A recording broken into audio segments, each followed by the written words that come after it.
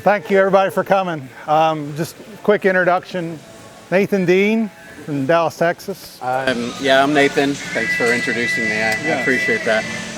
Been racing for almost 29 years now. I took a break when I was 18 to chase ladies. It didn't work out too well, so I came back to racing, and got to see a lot of things in that amount of time. Got to meet a lot of good people, learn a lot of great things. Got to travel to really, really cool places along the way. So first off, thank you for having me and all that.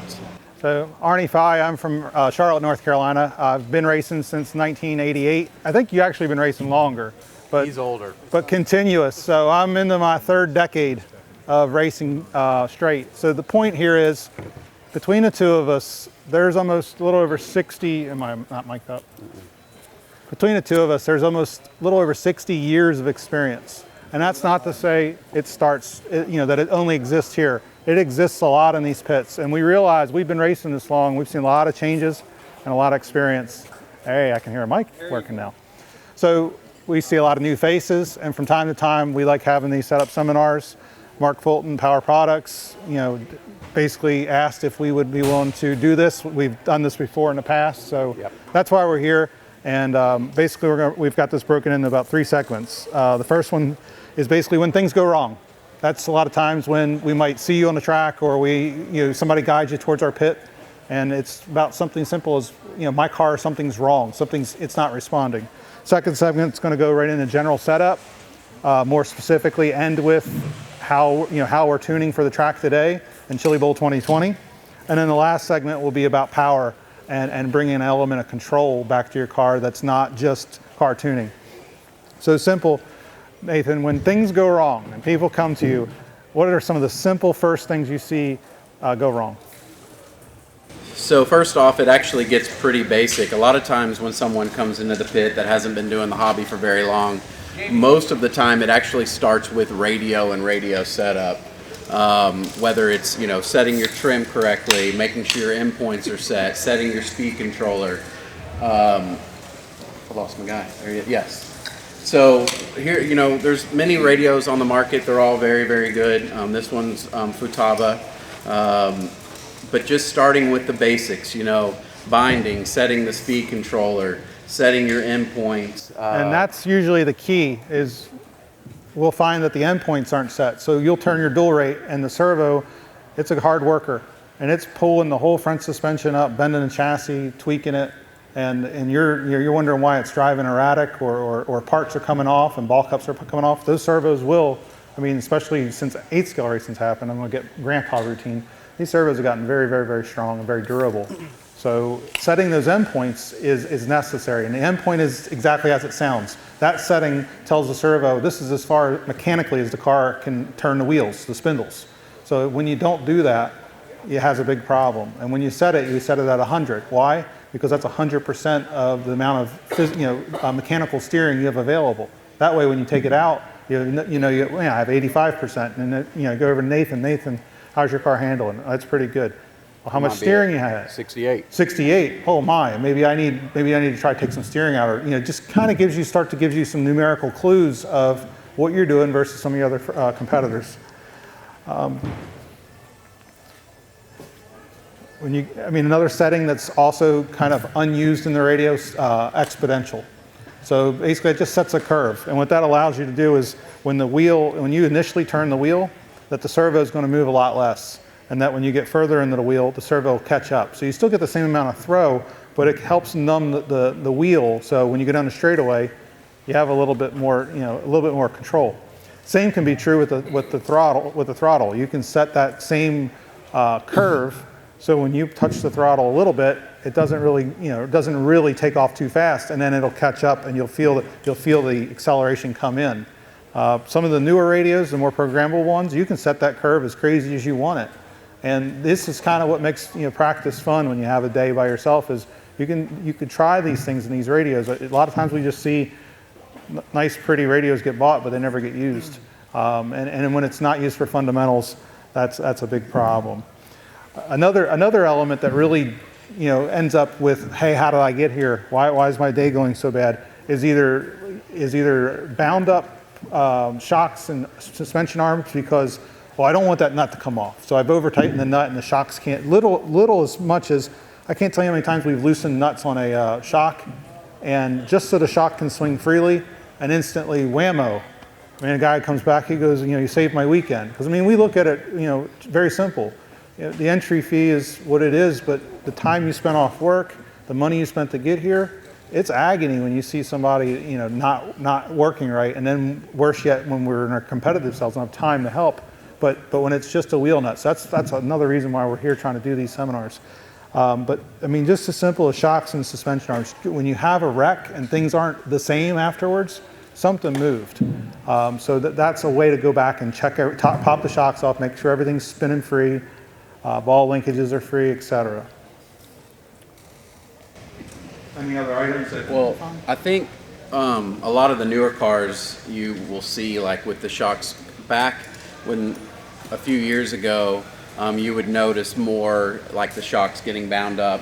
So like you're not turning the nut completely off where it falls off. You're just loosening it up on the older style cars. Like the new style cars now, you can usually, for the most part, crank the nut and it's not going to bind up. Yeah. In your associated and low-C kits, there's a lot of tolerances already built in, so you can tighten things down without that happening. Actually leave it a little sloppy, maybe for some of the racing standards, but it helps everybody have a consistent experience with the kit that they're trying to provide to guys that have raced forever and guys that are just learning the hobby. Last part of this that kind of sneaks up over time, and this is kind of a sneaky one, is the drivetrain. That when a diff gets crunchy or a diff doesn't operate, it can make it a nightmare to drive. Generally, we prefer ball diffs for oval. We've tried gear diffs here and there, and maybe there's an off-roader on the other side of the screen right now laughing at us. But we just stick with the ball diffs. It's always been consistently to drive. Now, gear diffs for SC. Yeah, gear diffs for SC because of the durability, and you got enough weight. But the other sneaky part about drivetrains and oval is you have continuous high RPMs, you have high load, lots of traction, and CVDs and dog bones get wore out, especially out drives. So what can you do about it? How do you know? You'll see a notch in there. And a lot of times when you hear somebody somebody say, man, so-and-so's dog bone broke. We can look at each other and go, I bet them out drives are notched. And I mean notched, like you can see it from here 5 foot away. So it's a part maintenance factor that, man, you can just keep running for months on end and you're like, my car's good, and eventually you start getting somewhere bumpy where the suspension has to move and that dog bone stays in that notch and it'll snap the head off. So a lot of times we'll find guys going, my car doesn't work right and it's worn drivetrain parts and it's nothing more. You need to put a set of CVDs and out drives in it and a whole new experience will begin. So starting off now into kind of that setup phase of, okay, we made sure maintenance and general physical simplicities, I'll refer to as being vanilla and keeping it simple. You're going to hear a lot of that, and that's a lot of our approach on how we've raced this race over the years and raced the hobby. But the general setup and tuning, I mean, when you talk about ride heights and weights, we'll talk about scales a little bit, but I mean, give an idea of what typical ride heights look like on their cars. So first off, get you a setup board for the guys that don't have a setup board. You need that really flat surface. For our cars, generally, we measure from the top of the chassis is where we measure. I know a lot of off-road guys and a lot of guys measure from underneath the chassis. So a lot of the numbers that we're going to throw to you tonight will be from the top of the chassis with calipers. So whether it's late model that we're running this weekend or whether it's a sprint car that we're running this weekend, late model we measure the ride height with the body off, and with the sprint car we measure the ride height with the cage on but without the wing. So whenever you get these numbers, that's what that's where it comes from. So these are the calipers that we use. So starting with sprint and late model to start the weekend, we started at 0.85 in the rear at the top of the chassis on both late model and sprint. And then in the front, we started at 0.75 on both late model and sprint. Now, as you go out and you start making color adjustments, the left front might be at 0.73, but that's always a very, very safe place to start. 0.85 in the rear, 0.75 in the front. And then basically, so you've got .10, I guess rake, I guess you would call it. Yeah, just the rear's a little higher, just a hair higher. And so basically what that'll do is make sure the car gets into the corner well, and when you're on the gas, it's leveling everything out and it won't raise the front end and everything. So you want to add to that on how to do it and everything? I think most people are looking at how to use calipers to measure the top of the chassis. It's very simple. You have the top number here, turn them on, and we'll use the bottom of the caliper, and we just come down and kiss off, just barely touch it. So that's 28 millimeters at the top of the chassis. So just versus having a block and trying to get down and get under it and feel it, and there's a late model body in the way or sprint car side panels, or I can't get under that. It's been a reliable way for us over the years to just keep one tool in the box and be able to measure the differences and see it quickly and do it well. So I think the next question is, well, how do you adjust ride height?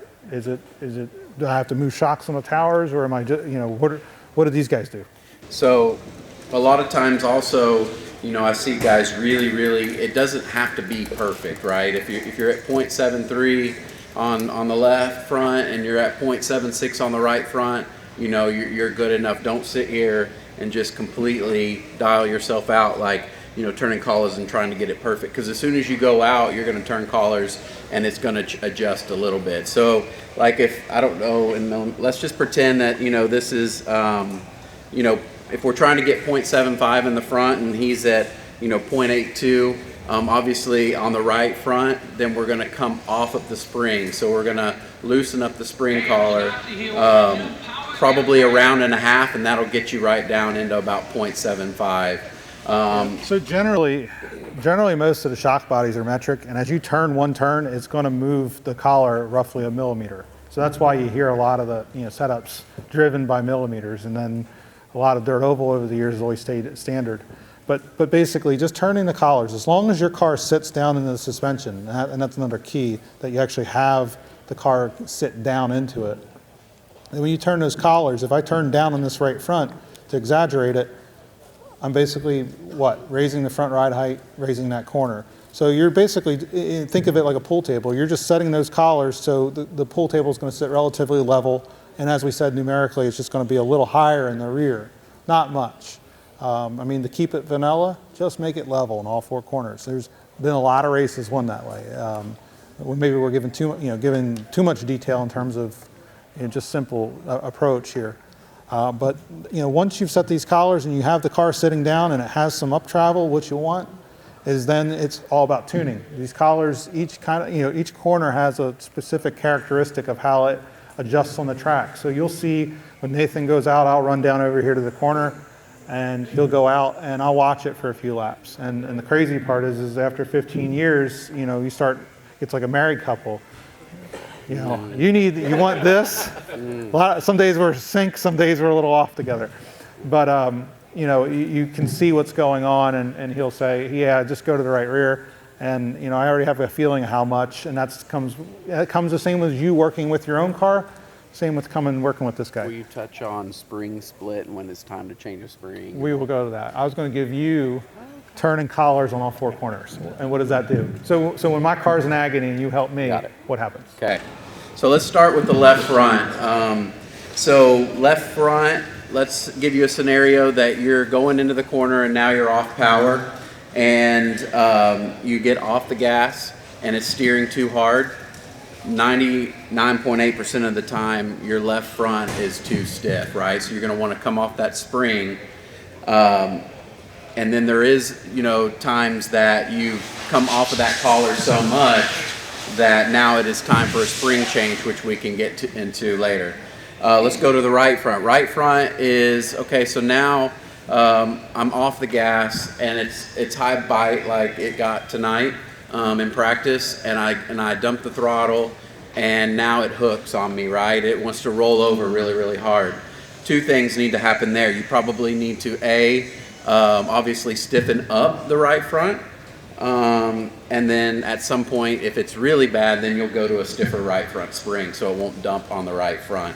And that is very, very huge when it comes to the high bite stuff, because now all of our cars that we've kind of set up for the weekend is now all reacting really, really fast. I don't know if y'all noticed that in practice where, you know, my car is now way too twitchy and it's turning way too hard, and that's going to be in your front end. So we can get deeper later if y'all have more questions, but let's go to the rear. So the rear of the car is, you know, what is going to get us like out of the turn, and then it's kind of when you're on throttle, when you start picking up the throttle and all the weight's now transferred over to the rear of the car.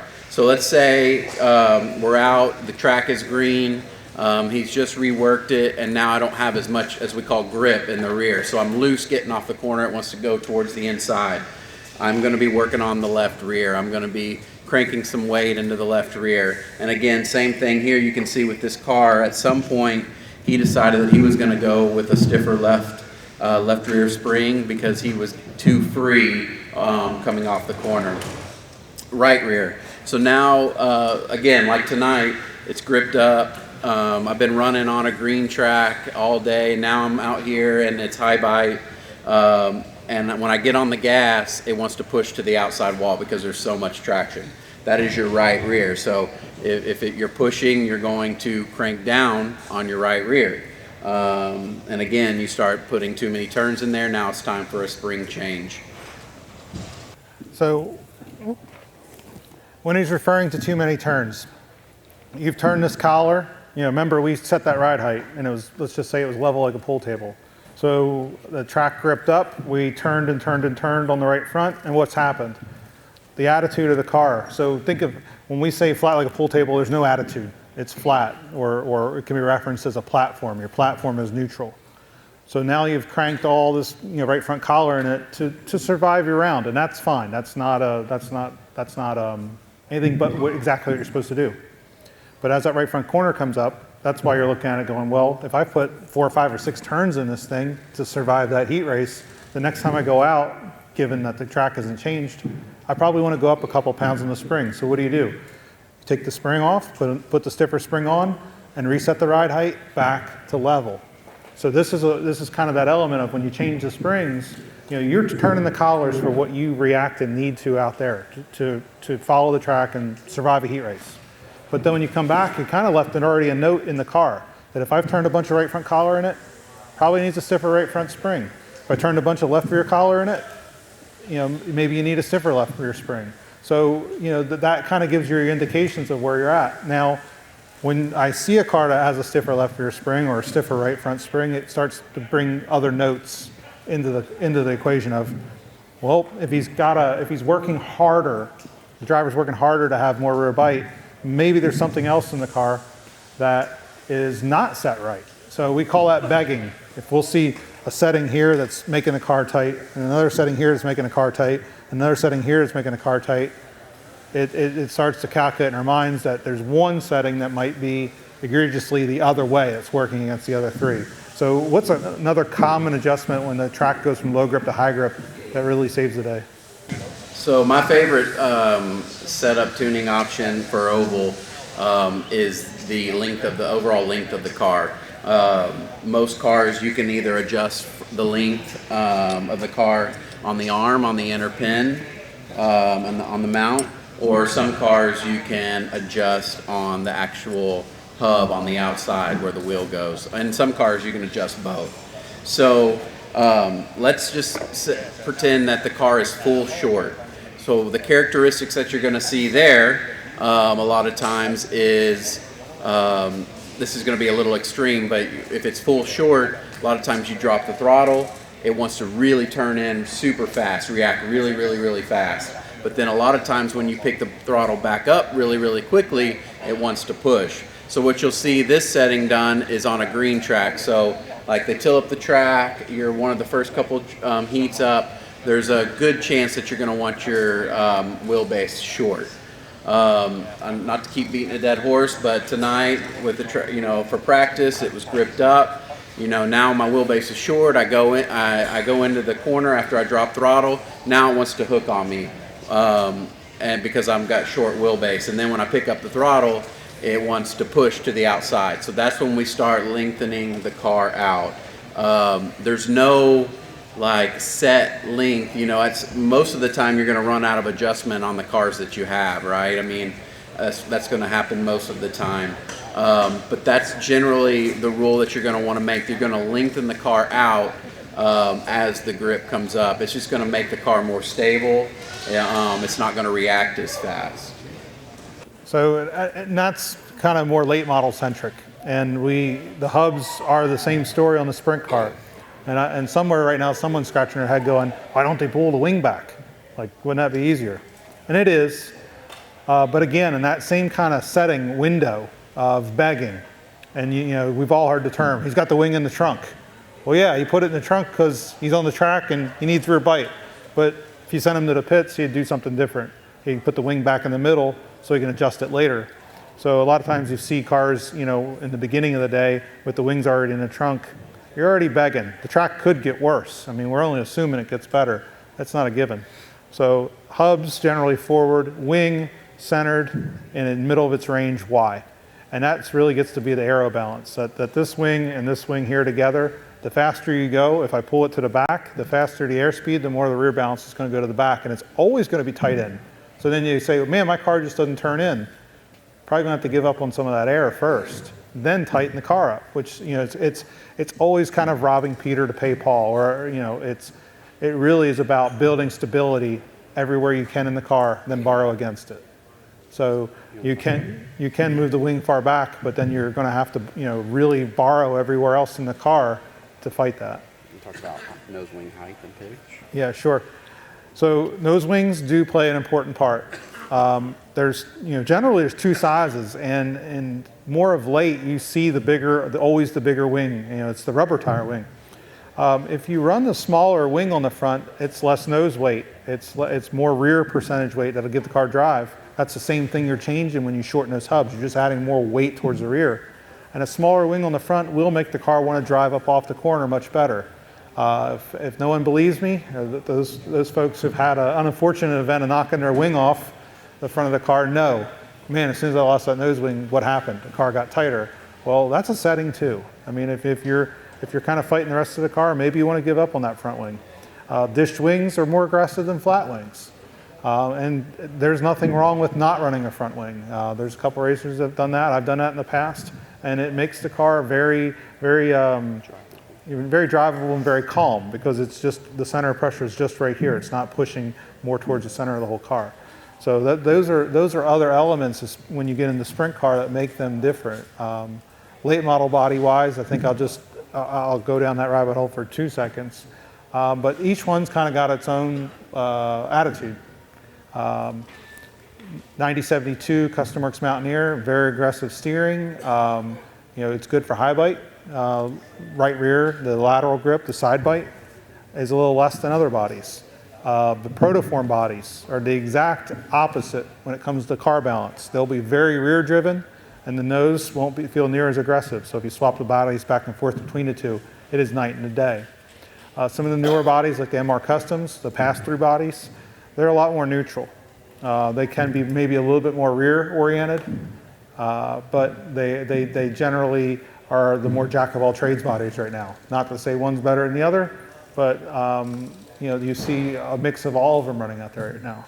So this is how air does affect what we're doing out here and how the balances go. So we went around the four corners of the car. We talked about general setup. Now, we're all here at Chili Bowl 2020. Somebody's saying, well, tell me something that matters this weekend. So first things first is tires. You have rebars, and we have the Hoosier tires in the late model class and the Midwest Modifieds. Sprinters. They say Hoosier right on the sidewall. They pay good money to license that name. DE for... We have the DE the Sprinter tires for the wingless class, which look awesome. And we've both raced them, and on the sprint cars, love them. That is a great bowling ball, a great tire for racing, club races, love it. It's a good race tire for any race, really. What other tires? What's on the short course? DE. Also DE tires on the short course as well this weekend. So I think for the hut we're in, we're going to talk probably about setting up the rebars first, and then we'll go into the Hoosier. and then we'll probably tell you that we've lost a little bit of our mind after the rest. All right, so real quick, on the Sprinter tires, we got, I know there's a lot of people that are running the street stock. That's a really good tire, like they work straight out of the bag, and they stay consistent all through. So I think you guys should feel pretty comfortable whether, they're fresh or whether they're, worn down a little bit, you should still be getting about the same traction. But we'll go to rebar for the sprint car. When they come out of the bag, we call that, full tread. And full tread is mainly used for a green track. A lot of times when the tire is full tread and you start doping, as we call it, and we'll get into that in a second, a lot of times if you're full tread, you got to be very, very careful with that. It'll really start to roll the pin over, and you actually think you're going to gain traction by putting dope on your tires, tire traction, whatever you want to call it. But you're actually making the pin so soft that it's just folding over and you're losing traction, right? So a lot of times with the rebar, if the track is green, just tilled up, the best thing is just straight out of the bag, no doping of any kind. As the traction starts to pick up on the track and the groove starts to come in, the lower the tread, the better. So generally, like the seeding round this weekend, we were probably at around 3/4 tread, and when we got done, we were about half tread. The good news is it wasn't really wearing at all, which was really nice. And so at that point is when we really started to dope our tires. And again, we're going to talk about that in a second, but we use PB Blaster like 100% of the time. It's really, really, really safe. It always works, but the main thing is you just want to make sure that it's dry. So when you apply it to the tire, especially if there's some moisture in the track, if there's still PB that's wet on that tire, it's going to feel, because it's going to feel like you're on ice, right? So make sure that your PB or whatever dope you're running, I'm thinking most of the time it needs to be dry. But back to the rebar, start doping around the 3/4 halfway tread, and then as the track starts to groove up, like tonight, you could, like, if you were running half treads and you ran a full run, you were almost down to probably 1/8" tread or maybe even slicks at that point. So unfortunately, that tire's gone. You want to add anything? Here we go. These. So on the Hoosiers, these are a little bit different. They're new to us a little bit, and so what the good news about the Hoosier is once you find the tire of choice of Hoosier, the pair that you like the most, that grips the most, you probably won't have to use another one all weekend. You can probably stay with that tire all weekend, which is going to be really, really nice. So it wears really, really good. It seems like to me, the more you run it, the more it gets better.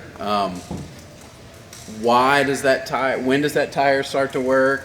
I'm not really 100% sure, because he's got a set of tires that he's run 1,000 laps on, and they don't grip like the ones I have.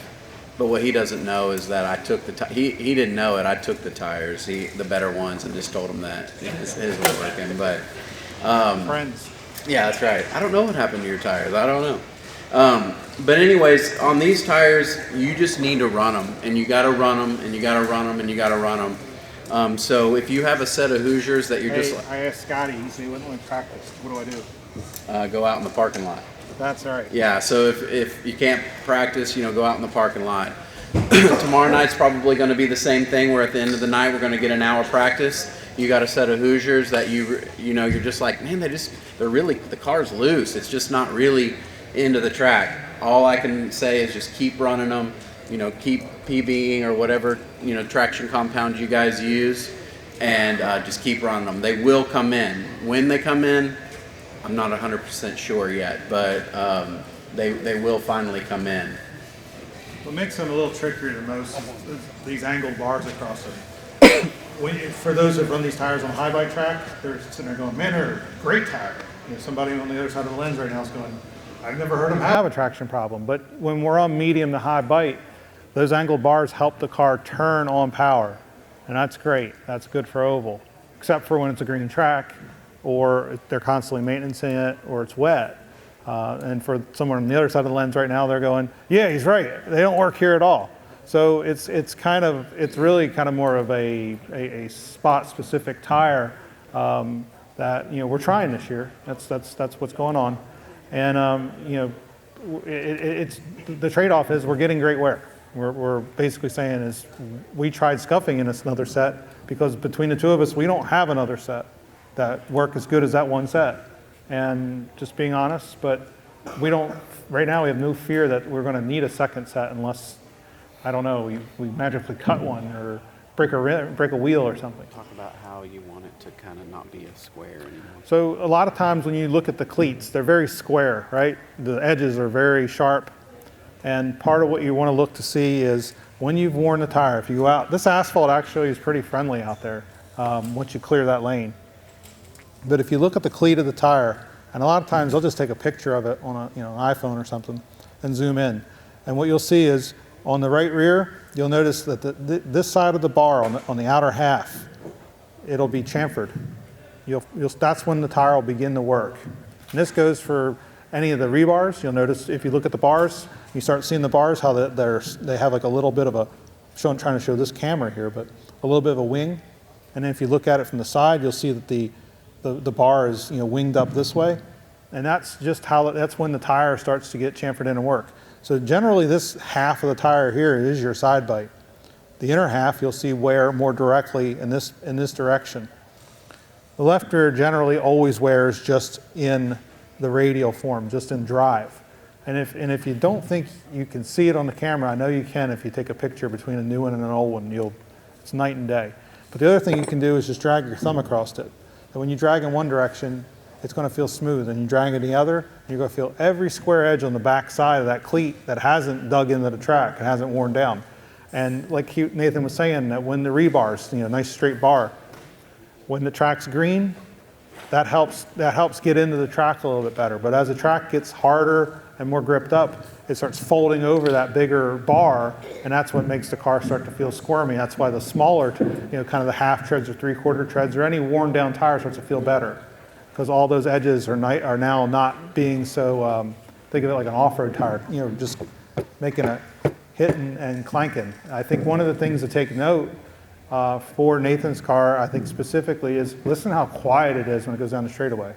I mean, that's he can't control that from the radio, but that's a mix of the car and the tires. And when you hear a quiet car, it is usually a good car. And his has been very quiet this year. I can't make mine do that. And I try to make his car that good, but can't do it. But these are the things you want to look at in the tires to tell a difference between the two. And you'll notice it.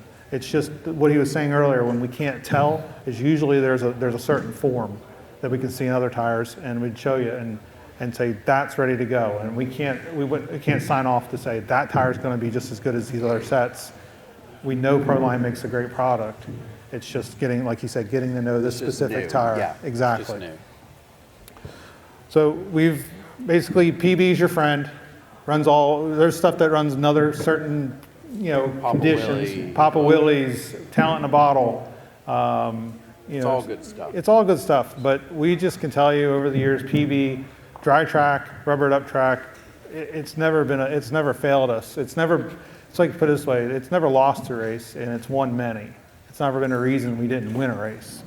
So that's why we say it's just a good friend. It's always worked well. Just make sure I know we said it, but just make sure it's dry when you go out on the track. Yep. Talk about power. Yep. So I think now that we've, what is going on with these tires? So we've talked a little bit about setup. We talked a little bit about the tires, and now it's, we've got this motor, the speed controller, and this battery. And a lot of times, if we just wanted more power, well, that's simple. Mark Power Products, he sells 5.5s and 4.5s. You can go get yourself some, right? And there's guys that do, and we find them too. And they go, no matter what I do, it just doesn't seem to hook up. And we look at the tires and we look at the car and we don't see any, they've got things pretty right. And then we look and see the motor is like a 4.5 or a 5.5. and we just get that long talk ready to go. It's going to take a lot less than that to go faster. You know, minds are blown. So Nathan, I think you've been working with Mark's Motors. I think pretty much over the last 2 years. Myself, more or less over the last year and a half. Give the guys an idea out there what motors and what range you've purchased and like using. So I know for sure, Mark, for the street stock guys, I think a lot of the states, tracks around town, they run a 13.5, so he offers the 13.5, which is really strong. And then the 10.5 stuff, which you find a lot in the Midwest mod stuff, pretty much all over the country. I've seen where they're kind of going to open motors around, but for the most part, you're starting to see more of the 10.5 motors.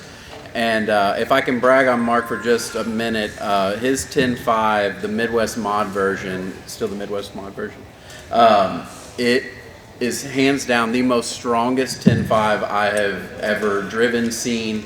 I mean, when you're at a track and it's a 10.5 class, you can pick the Power Products 10.5 motor out from, I mean, you can just see them. They run different, they run strong. So I can't say enough about the 10.5. In the mods, the very first year I was with Mark, we pretty much did all 6.5 and 7.5 stuff. So starting with the 7.5, super smooth, really, really good power. What I ran 90% of the time. A lot of times, Mark's motors are strong, so a 6.5, that's a lot of motor. Sometimes, like tonight when it gripped up, there's some people could be able to use the 6.5. We don't have our pretty view anymore. No.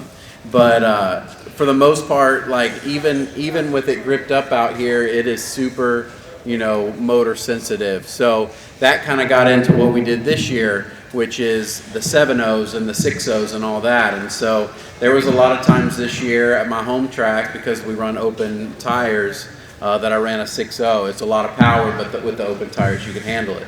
This weekend, I'm running the 7.0, which is what you see a little bit differently in the 7.0 and the 6.0s that you don't necessarily see in the 6.5 and 7.5, is it's just a little bit smoother coming out of the hole. So that's what I like about it the most. You can rip on it, it doesn't have that initial torque, and it's nice and smooth, but by the time you get down to halfway down the straight and starting to get into the corner, it's still running. I mean, it's still legging out. They're really, really good motors. I'll speak to the old folks in the audience, but back in brush motor days, there was cross wrap, and Mabuchi wrap, and one was torque oriented, and one was more RPM oriented. So the 7.0s tend to, just as Nathan said, they're more RPM oriented. They're going to come out of the corner smoother, and they will leg out further without assistance from the speed controller. The 0.5 versions run more like a diesel engine. They will snap up to speed, and you can stack gear on them to find whatever top end you want. But you'll lose a little. I'd say we found more control with the O versions than the 0.5s. Is that to say that 0.0 is all we have and that's all we're on? Not at all. It goes back and forth depending on the track. You kind of know what tracks do when they black up or don't black up. And if it's a black track, yeah, we're probably looking for the 0.5 motor to put it in. But another piece of this, I think, that also comes in is, even though Nathan said he chose a 7.0 for this weekend, there's times that when he goes in the radio, remember how we started this conversation off, was part of it was with the radio and the endpoints, that when he has the throttle for this, in the radio at the endpoint at 100, and it's set up in the speed controller, he's got 100% of his throttle. There's a lot of times when you see him out there, he's running 95, he's running 90. If the track's been low bite, especially in the morning, first thing we'll do is go into the radio and take the endpoint and take it from 100 and bring it back to 90. And it just mellows the car just out just enough. Because a lot of times what you don't realize is how much torque, how much power you have that you don't see. And it, just before mid-straight, that thing really starts digging, especially if you've got boost or turbo or something coming in from the speed controller. We'll touch on that in a second. So just taking that little bit away, I mean, I had somebody come up to me. I've heard people going to Nathan, man, you pulled over, and what did you change? Saw somebody turn a collar there. Well, they turned a collar, but we turned 10% of the power out of the car, and now I could get down the straightaway. That was one story with my late model, one story with my sprint car this weekend. And he's also been toggling back and forth. So that's another piece of this puzzle is you have this ability in your radio to move the motor up and down just with that endpoint. The Hobby Wing speed controllers have been wonderfully smooth for that. That sometimes it feels like 97 wasn't a change and 100 wasn't a change in some other speed controllers, and these things have been wonderfully, you could tell 96 from 94. I mean, 2 clicks was very obvious on the track. So these are more things you can do because you don't have a lot of track time, you don't have a lot of practice, but these are things you can do to help give yourself more advantage on the track. So I think the last 2 pieces would be speed controller. There's 2 general functions there, or a few. Drag brake. A lot of people ask, well, what drag brake are you on? Whatever in this guy, 10%, whatever is the stock setting. We're not really worried about it woeing it down in the corner. Now, late models and Midwest Modifieds, sometimes you're building so much drive into the car, it doesn't want to turn in, or you need to slow down a little bit getting in. This is where we find ourselves 15, 20, 25% drag brake. So just so that it'll woe the car down. And now when you know it's too much is when you lift and you'll see the car start to get loose. It's the rear tires are starting to slide. So drag brake, yes, is your friend on the Midwest Modifieds, both big and small, late models. Next setting I'd say that's available in the speed controller a lot of times is turbo. So there's turbo and boost is basically the speed controller is going to add timing and add power no matter where the motor is in its RPM range. Turbo, on the other hand, is going to do boost, but only after you've pulled full throttle. And why does that matter? Because here's what happens with boost, is if I keep the tires hooked up and it sees more RPM, the speed controller sees more RPM, it pours more power to it, and life goes on. But what happens if I spin a tire?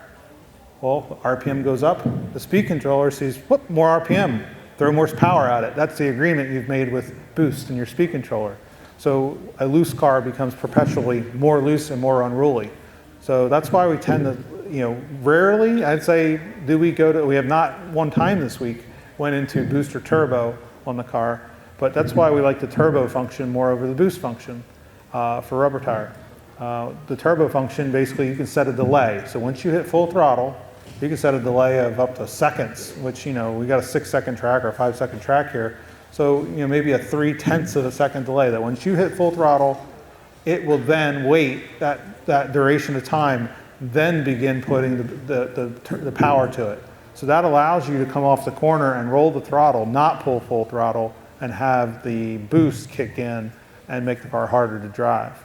So that's the difference between boost and turbo, drag brake.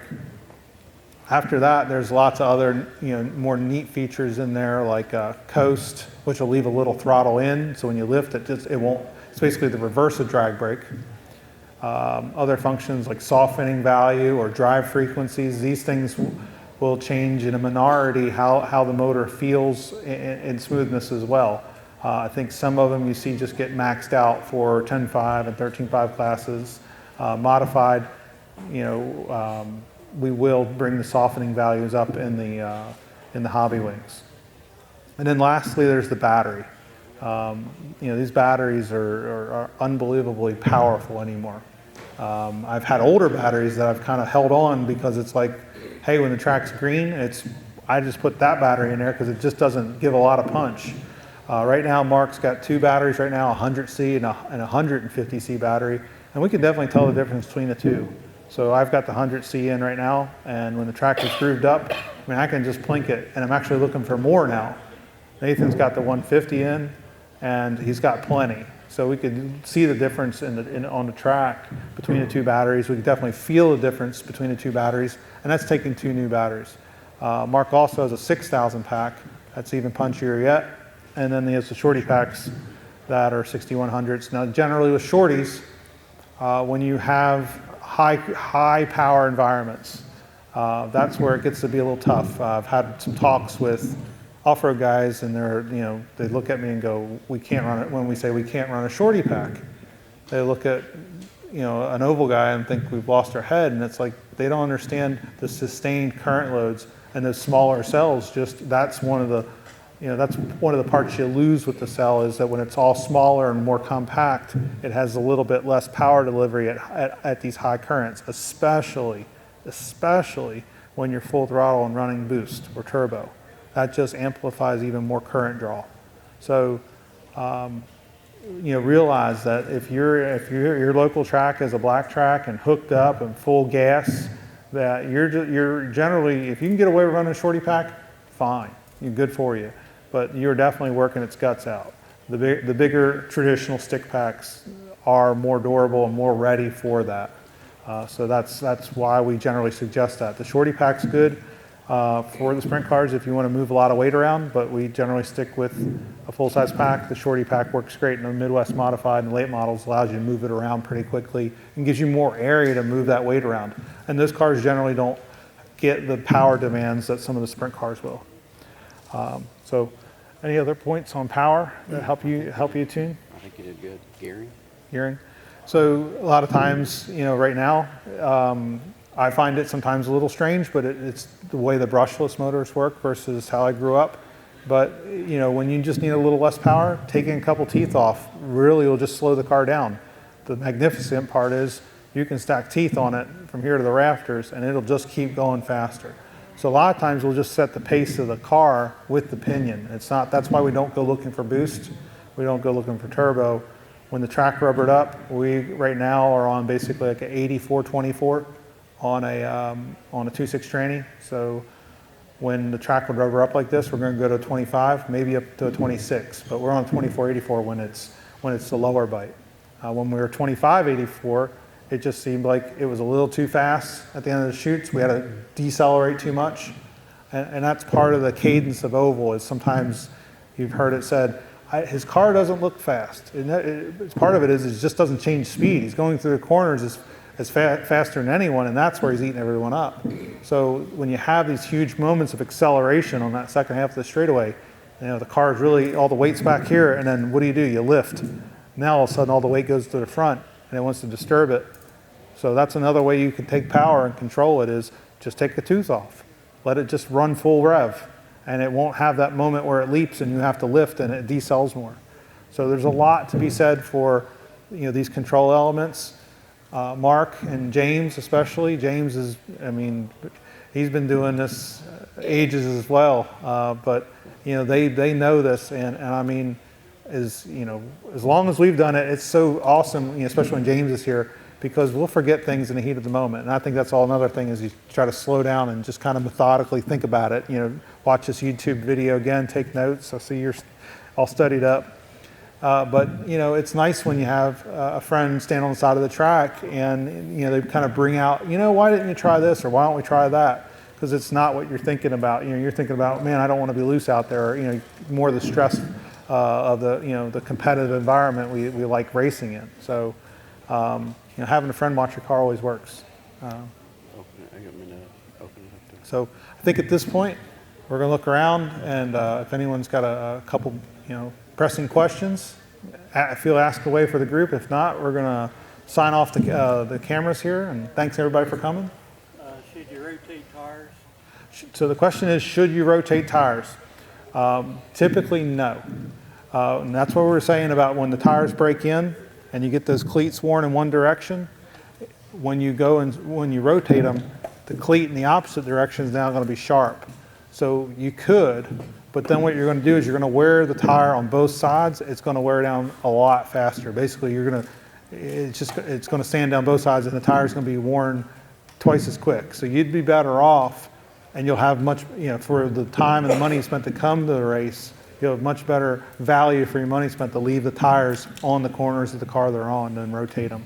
But that's a good question. When you've worn your tire in the right way on the high bite stuff, if you reverse your tires, you're going to think something's broken. It's going to feel like it's on ice. You won't even be able to get on the gas because now you've switched it. So everything's true about Arnie, what he just said, but the truth is, you reverse them like tonight, and you go out there, you're like, oh my gosh, my car is broken. You can't even get around. If it was green, you might survive it. You'll definitely know the difference. But at races like, these bigger races, when it's got a little bit of a groove or just, the track's really in great condition versus maybe what we get weekly at some of our club tracks, it's night and day. I mean, you'll literally hear people either say, his car is broken, or I bet he put the tires on backwards, or come and get you and say, did you put them on backwards?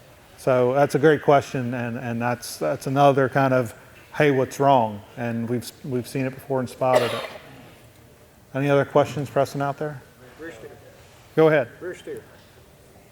Good question. So we didn't, we've kind of jumped through this here and there. I think we're a little rusty. Yeah, we've got one of the I think in my other YouTube videos, yeah, I know. I had more hair. I had a different shirt on. But rear steer. So that's something that really was born here at Chili Bowl.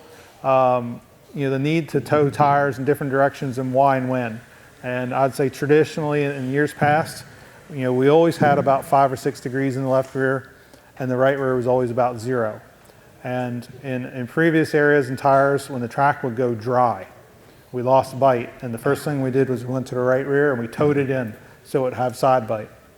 And then the next thing you know, somebody grabs the garden hose and you're standing there and you go out and half your heat's excited because, well, great, we're going to get all this traction. And the other half's going, oh crap, I've just made my car tight. I know it'll work good in this low bite condition. Now it's going to be pushing off the track. I need to change what? The toe. So that's where you saw the advent of the adjustable toe arms, is just simply so you could follow the conditions and have a more consistent racing experience. So what does the toe do and when do you do it? The right rear is entry. Basically everything to the center of the corner. The left rear, think of it, everything center off. The left rear seems to be, because we have a little bit more load on it, it's always driving. It can drive the whole car through the whole corner. So if you added more toe, and that's why you're seeing a lot of I wouldn't say drastic, but you're seeing the more common toe on the left rear go from 2 or 3 years ago, maybe 4, 5, 6 degrees. Now you're seeing them 7, 8, 9 degrees. And when it gets to be too much, the car just wants to, from exit off, it'll just want to hook into the infield, or it becomes unruly to drive down the straightaway. So it's good to see that there's been a kind of a bliss point of too much left rear toe. So generally speaking, for most classes, if you set it at about 5 or 6 degrees in, you're good to go. That'll get you well center off. It's the right rear that now becomes a little bit more gamey, and I would say the one that gets changed more often when conditions change. I would say a safe spot to start is 0. Generally, you see most cars around 2 out. They might go as much as 4 out. There's some guys with more, there's some guys with less. But what you're doing is, Nathan, if you'd be kind to hold the mic so I can use my hands. Sure. Thank you. Is, when you have 3 degrees in on both sides of the car, and I'm going to, look at it like an off-road car, both tires are driving equally to the center of the car. So you're pushing dead center. Maybe I'll hold the car this way. So 3 degrees in on both sides, the car's pushing centered. So now if I tow this tire this way, and I tow this one out, the drive force is pushing this way now on the car. It's making it want to come around. And that's why you see, that's one of the key, obvious key differences between a dirt oval car and a base buggy, is that ability to adjust toe. Simply put, if that'd be the one change that we'd see for traditional off-road buggies to come to oval, to make them more oval friendly, is just an ability to adjust toe in a more staggered format. But to get back to your question, the toe out's going to just help it rip into the corner. When it's too much toe out on the right rear, you'll know it. You're going to hook going in, and you're going to go, man, I want that side bite back. So there's no free lunch. You get and you give. Same with the left rear. You can tow it in, and if the car's a little loose up off, maybe 8 degrees or 6 degrees is not where you want to be. Maybe bring it back to 5 or 4. And 1 degree makes a difference. It also will change the trim on your radio, so you kind of have to be ready for that if you make big swings. But that was a good question with the toe. I think another one we didn't hit, and I'll just do it just as quick. Again, right rear spacing. I think that's another thing you see different go on from off-road to oval. We'll space the right rear out. That'll make the car turn into the corner faster, but you'll lose right rear lateral grip, so it's going to want to slide out. Left rear, you space it out when you want it tighter. period. If you want it to turn center better and be looser up off, bring it in. As the song goes, I left rear spacer because I like it tighter. So that's another tuning element to the rear, and a good one. I think another thing that to remember with the spacing and a lot of the settings, even oil, is not to do major leaps. And I wouldn't say like 30 to 80 weight. And I don't think many people have 80 weight in their box, but don't trick yourself into doing a change that's so small that you have to think about it. If you're going to go up a tooth on the track, maybe go up 2. So that way, once you have the experience, you can come back halfway. Same with the toe. Go out 2 degrees. Change it 2 degrees. If you're going to, don't trick yourself into wondering what happened. Go, I experienced this. I know what it was. I don't like it, or I want half of it back. So do changes that matter so you can feel them. And then write it in a notebook and come back to it. Any others? Any other questions? Can I ask you something? We got an unruly guy in the back. Wants to ask a question. Okay. Wingless sprint. Uh-oh. Loose. We got to go now. Yeah. Why does nobody run a blunt nose on a wingless sprint? It's a good point. He does. So if you want to numb up your wingless sprint, guys say, man, these things are edgy, or, and it's the nature. You're going just as fast as anything else, but without this big helper here. What James is saying is, all the hoods that are pretty much made today are cupped. They have a foiled shape just like this. And like I was saying about the sprint car not running a nose wing, will do what? Make it drive off easier, make it drive easier. So what James is referring to is some of the older noses used to actually run the other way because we didn't have bite. It was the 80s. We were broke for milliamps and we didn't have traction. We didn't have anything. We had to cut comms. We walked up, uphill to school both ways. So the nose on the car, and you see a lot of these wingless sprints built with a big high swoop in the front, and yeah, it is a good point. A different nose that was blocked off here on an angle would make a drastically easier driving car to drive. I would agree. On the springs, I was talking about the collars, adjusting the collars down. Wind's too much. So if you come in and you said you'll have one way down. But are you talking about a quarter-inch difference between the two, half-inch difference? When would you say it's too much and you need to change the spring? So the question is, when do you turn the shock collars and it's too much? That's when we talked about ride height and we're setting the table flat. That when you've turned it so much that the attitude's drastically changed. So I mean, if you come in and you put 2 or 3 turns in it, and then you came in and put another 2 or 3 turns in it, and that might have got you through it, that's where you go, man, I need to take them turns back out, put a 2-pound stiffer spring there, and put the ride height back to level, and go from there. So that's what I'm saying is the car will tell you. I mean, you're responding, but when you come back, you're going to see, man, I'm way up on the nose now. And I mean, if you had a good heat and get everybody covered, leave it alone. Happiness is where you find it. But competitively speaking, that's where you want to go, man, maybe I'm just a little too soft in the front, and that's your invite to want to change the spring. But good question. Is there a rule of thumb for adjusting your slipper? That's about right. Yeah, so we've got a question here, slipper clutches and adjusting them. So I'm going to pick on, he's not here, but there's one person that's raced, I think, 4 decades that I know, and he lives right in my backyard. He came over looking for a spur for slipper clutches. And the general rule of thumb from off-road right now is we're setting the B6 type transmissions, not all the way down, and back them off 3 turns. That's been pretty safe.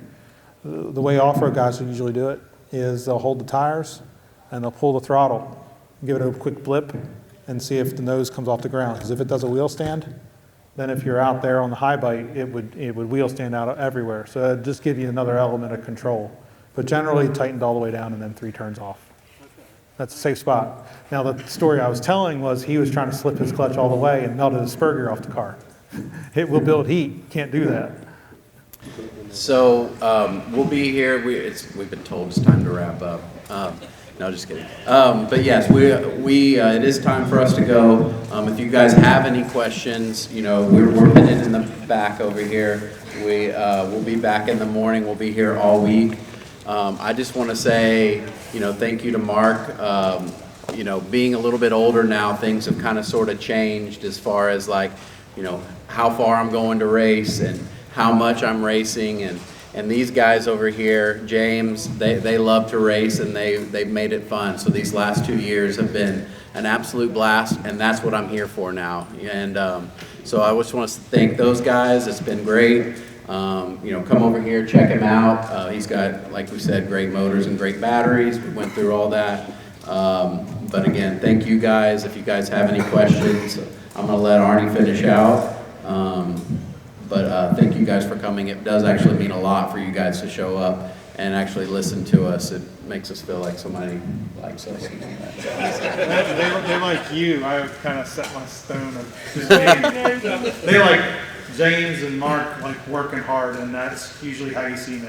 I always say, if you want to turn the wrenches, I'll tell you what to do and have you work it.